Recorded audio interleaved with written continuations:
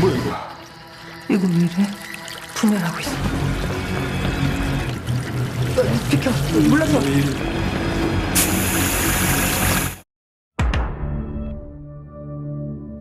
Bagi kalian yang ketinggalan part 1, silahkan cek di deskripsi atau klik pojok layar kalian.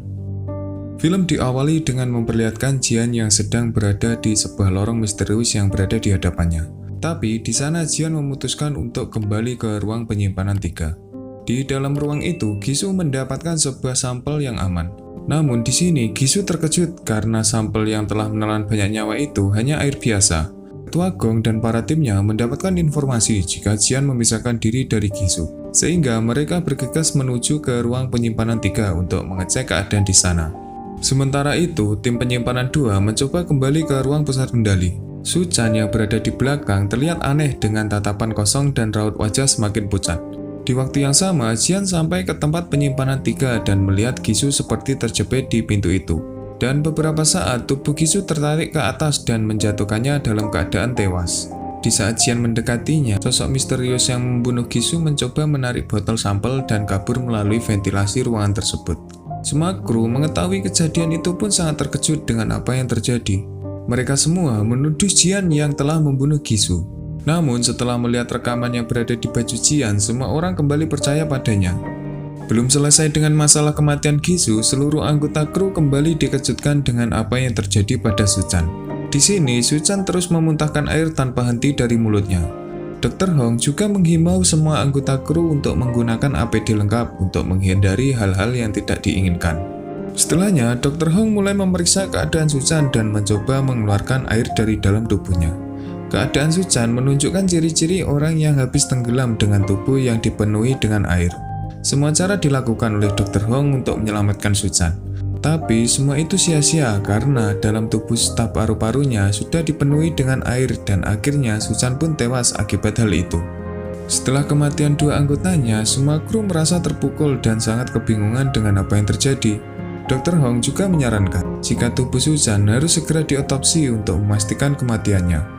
Dalam meneliti kasus itu, Dr. Hong dibantu langsung oleh Jian. Sebelum melakukan tindakan otopsi, Jian juga memberitahu Dr. Hong tentang rahasia dari ruangan penyimpanan data yang berada di pangkalan tersebut. Di sini, Jian juga meminta izin pada Kapten Han untuk mengambil beberapa sampel dari mayat-mayat di sana, guna penyelidikan yang lebih mendalam. Dengan keadaan yang masih sangat kacau, Kapten Han meminta seluruh anggotanya untuk tetap fokus pada misi mereka. Apalagi saat ini mereka harus menangkap seseorang penyusup yang telah kabur dan membawa sampel.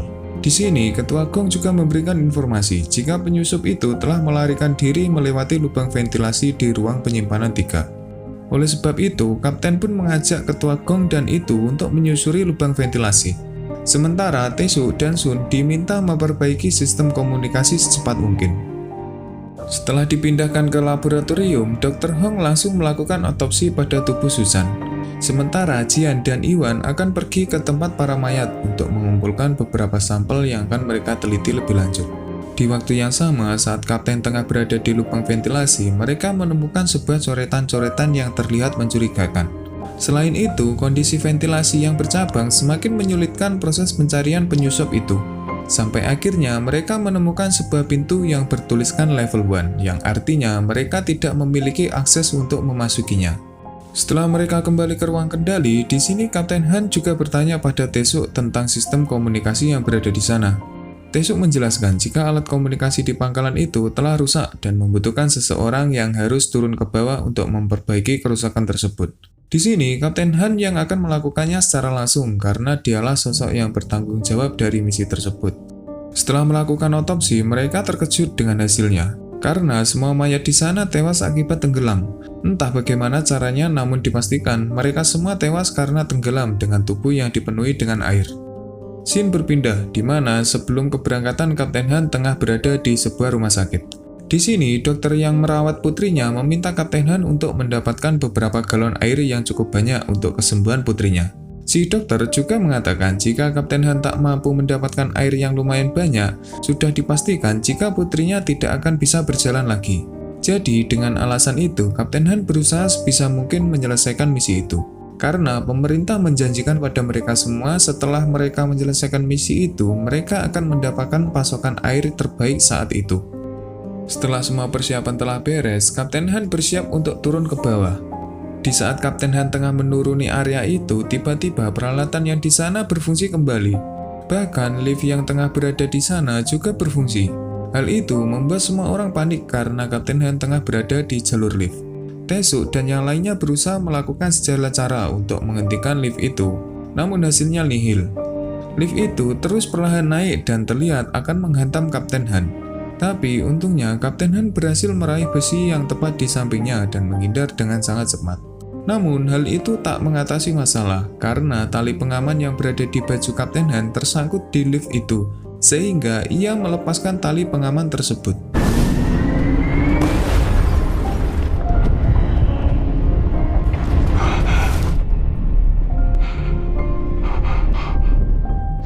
Dengan kondisi oksigen yang sudah menipis, Kapten Han tetap berupaya semampunya untuk menyelesaikan misi itu sesuai arahan dari Tae-suk di pusat kendali. Tepat setelah menyelesaikan misi, Kapten pun mulai tak sadarkan diri akibat oksigen yang berada di bajunya telah habis. Tapi untungnya, Ketua Gong dan kru yang lainnya berhasil menemukan tubuh Kapten Han dan segera memberinya pasokan oksigen dengan cepat. Di lab, Jian menemukan hal unik dengan kematian Suchan, di mana jumlah air yang berada di tubuhnya sama sekali tak bertambah ketika ia telah tewas.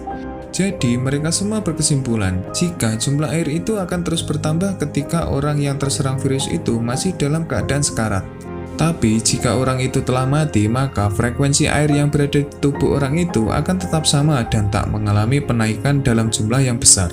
Mereka semua juga beranggapan jika virus pembunuh itu berasal dari air yang berada di lab tersebut. Tak lama kemudian, Kapten Han menerima sinyal misterius dari ruang penyimpanan 3. Tentu saja sinyal itu berasal dari penyusup. Oleh karena itu, mereka semua bergegas dan mulai mengecek keadaan di sana. Sesampainya di ruang 3, mereka semua terkejut karena di sana tidak ada siapapun. Malah Kapten Han menemukan sebuah alat komunikasi misterius yang berada di saku Gisu. Dalam alat komunikasi itu, Gisu seperti berkomunikasi dengan orang lain dan mengkhianati rekan krunya. Di sini, mereka semua terlihat berdebat karena penemuan alat komunikasi tersebut.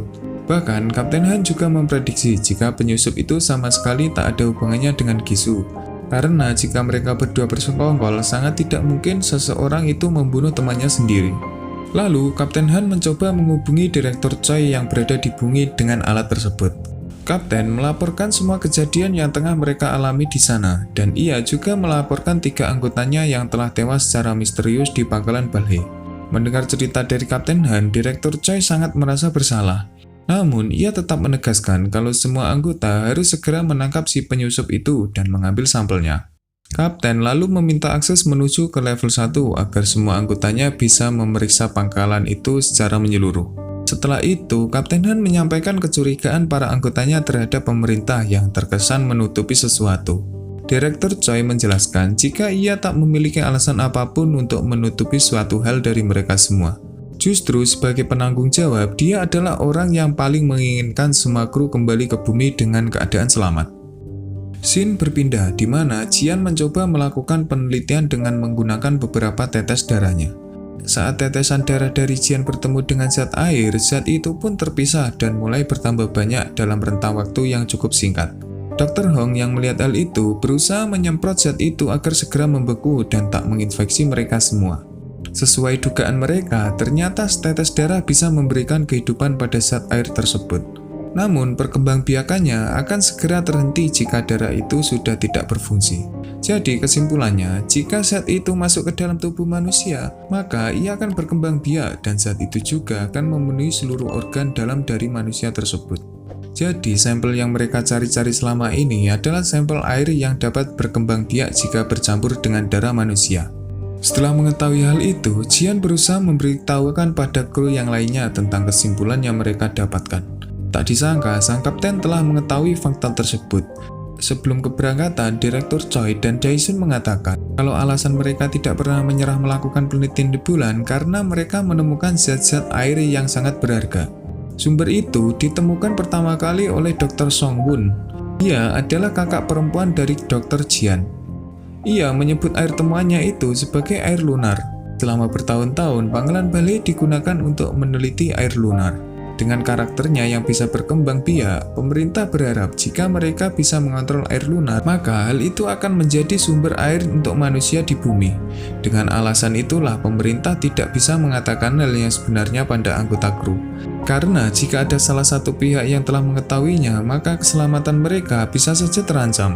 Di sini, Jian juga teringat dengan perkataan kakaknya tentang The Silent Sea yang berada di bulan. Saat orang-orang berpikir tidak ada sumber air di bulan, kakaknya justru menemukan air lunar yang bisa memenuhi pasokan air yang berada di bumi jika air itu sudah berkembang biak.